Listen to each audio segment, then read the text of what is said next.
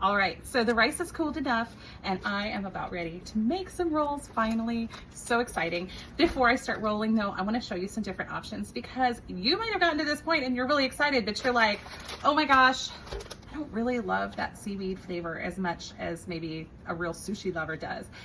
That's okay. If you don't love the seaweed wraps, you can shop a little bit further on Amazon. Those you can find any place. I think you can even find them at Walmart, but you can shop a little further, go onto Amazon, and you can find for all your savory wraps, they have these soy wraps, which are kind of almost, I'm gonna go so far as to say they're almost flavorless. They're very, very neutral. They have, some of them have different seeds and things on them. I just got plain old soy wraps, but if you want something that's not a seaweed flavor, go ahead and shop on Amazon. If you decide, no, I want to be a little more exciting and you can get yourself some fruit ones. And honestly, these would even be fun with some of the more savory fillings, but this is a mango wrap. You can get mango habanero wraps. You can get, just all kinds of different ones. Go on Amazon, search up sushi wraps. You will not be bored by any stretch. The one I'm going to do today, I'm just going to use a traditional seaweed wrap though, to keep it really simple. So here is the star of our show. It's been waiting off stage and here it is. This is our easy roll. So it has a little cap you take off when you get started with the sushi rolling business. It's got a couple of little, buckles here on the side. You're going to open it up. I'm going to tip this down. I like to be able to see you, but you got to be able to see what I'm doing. So here we go. And it has this little plunger thing that goes in here. So what we're going to do is just take everything out. I'm going to start by oiling this a little bit because my rice is super sticky. So I've got a little measuring cup with some olive oil. You can use any oil that you like in here. I'm going to brush this on just a wee bit all around. There we go. All around. And then don't forget this plunger because you're going to see in just a second, this is going to be all over our rice also. And so you don't want any of this to stick. Now, if you're looking at this and you're like, man, there's a little too much oil on there, just take a little paper towel because what we really want is more like an oil residue. We don't need like, oil. All right. Now I'm ready to sushi it up. So here we go. I've got my sushi rice still in the micro cooker and we're just going to go ahead and plop some in. I'm trying to do this so you can see, so hopefully you'll be able to see as I'm doing it. Plop some in all down both sides. You don't want to overfill, but if you do, hey, you and I, we're in the same club. Sometimes I overfill too. So you just go ahead, run it down so that there's some, at least most of the way down on both sides. I'm going to move my dish of rice and you'll see. There we go. Oh, so sticky. Oh my gosh. Use an apron. Keep that oily paper towel close by. You're going to be stuck full of rice. Okay, so I've got my rice ready. Now I'm going to take this and remember it does push down this way, but I'm going to turn it the opposite direction. And I'm just going to make some little channels. See, very sticky. Make some little channels right down the middle there. That shows you where do you need to fill with all your yummy fillings. So all of our yummy things are waiting here on the side. I'm gonna take all those lids off. Buffet is open, guys. And I think instead of starting with the tuna, I'm gonna do these. I love imitation crab. So I'm gonna use my super fun garnish grabber. I'm gonna plop some delicious faux crab here. I don't know. Can I really overdo it? Probably, but I'm just gonna go for 3. All right, so I'm gonna put those in there and then I'm gonna go ahead and add some, I think I'm just gonna do cucumbers. So I'm gonna reach in here, same thing. I'm just gonna grab some cucumbers. I'm gonna put these down the other side because that way one side doesn't get like super overfilled. There we go. I'll get a couple of cucumbers at a time. Oops, there we go. Kind of like that. Now this is all gonna get compacted, so don't fill it too full all the way to the end. All right, last one. We're gonna use the avocado.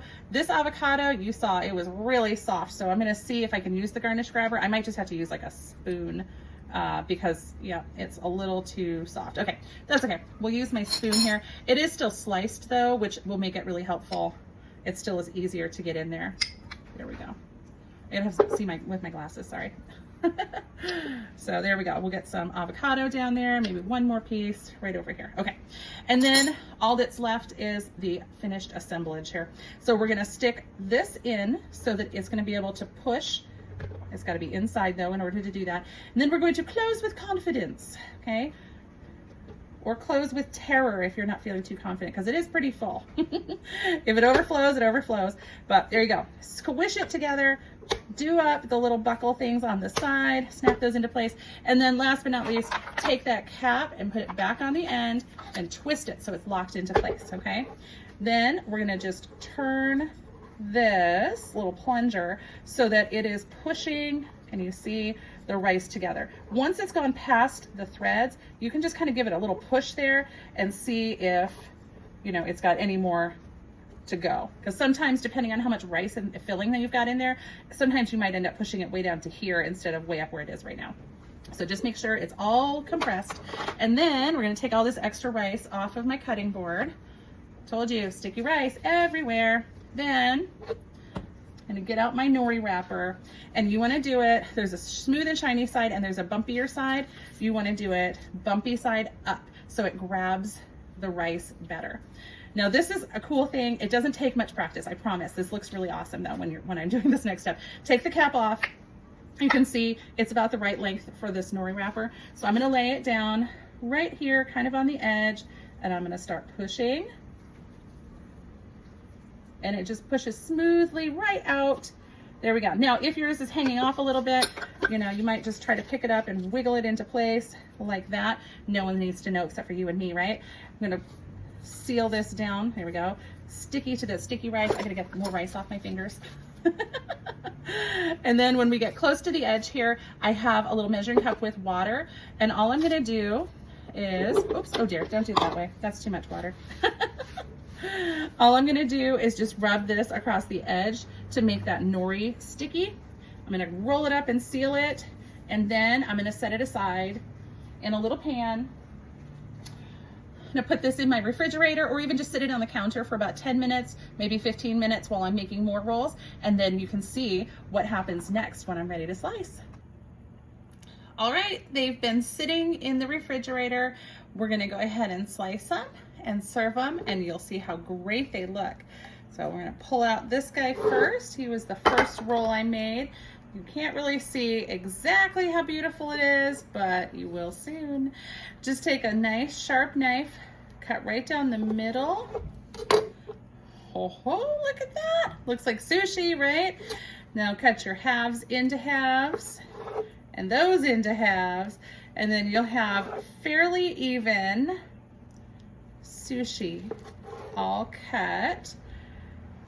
Now, if it's just you, you can just put it on your plate with a little maybe soy sauce in a dipping dish, or some pickled ginger or such, or you can serve it up in a little fancier way, just like this. And here you go. You've got a beautiful display of sushi rolls, all sliced, ready to be grabbed. I grouped mine by fake crab and by the spicy tuna rolls. And you can see I mixed it up. I used some of my soy wrappers as well as some of my nori wrappers.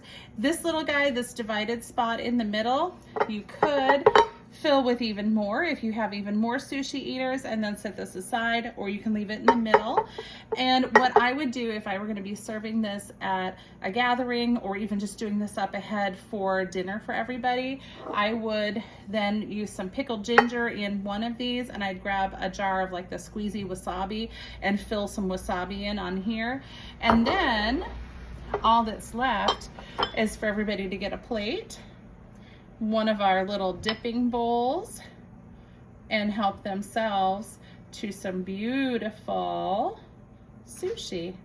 Easy peasy.